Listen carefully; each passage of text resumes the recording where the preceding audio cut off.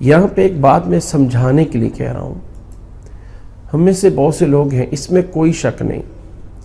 کہ انسان اپنی جائیداد، اپنی وراثت میں سے تیسرے حصے کی وصیت کر سکتا ہے کہ یہ تیسرا حصہ میرا فلاں جگہ پہ دے دیا جائے، لیکن زندگی میں تو اس کو سب اختیار ہے نا، چاہے سارا بھی اللہ کے راستے میں دے دے، کوئی پوچھ نہیں ہے اس سے۔ ہاں یہ ایک الگ بات ہے کہ اگر اولاد ضرورت مند ہے، محتاج ہے، پھر اولاد کے لیے چھوڑ جائے، لیکن جن کی اولاد کھاتی پیتی ہے، سب کچھ ہے، وہ بھی انسان سوچتے ہیں کہ ہم نے اپنی اولاد کے لیے کیا بنا کے جانا ہے۔ ایسا کوئی ضروری نہیں ہے۔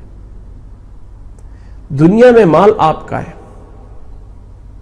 مرنے کے بعد وہ مال آپ کا ہے ہی نہیں ہے۔ جیسے انسان جو ہے وہ یعنی اس کی روح نکلتی ہے، اب اس پہ اس کا کوئی حق نہیں ہے، وہ ہو گیا اس کے وارثوں کا۔ وارث اگر سے اس کو تقسیم ابھی کریں یا بعد میں کریں، لیکن وارثوں کا تو ہو چکا۔ اب اس میں اگر حق تھا تو وہ ایک تیسرے حصے تک تھا۔ زندگی میں اگر کوئی انسان سارا مال بھی خرچ کر دیتا ہے تو اس پہ کوئی حرج نہیں ہے، کوئی گناہ نہیں ہے۔ ہاں اگر محتاج ہیں، اس کے اپنے لوگ محتاج ہیں، ضرورت مند ہیں، تو پھر جیسے دوسروں کو دینا ہے تو انہی کو دے دے، یعنی جو اپنے بھی تو ضرورت مند ہے نا، تو پھر ان کو دے،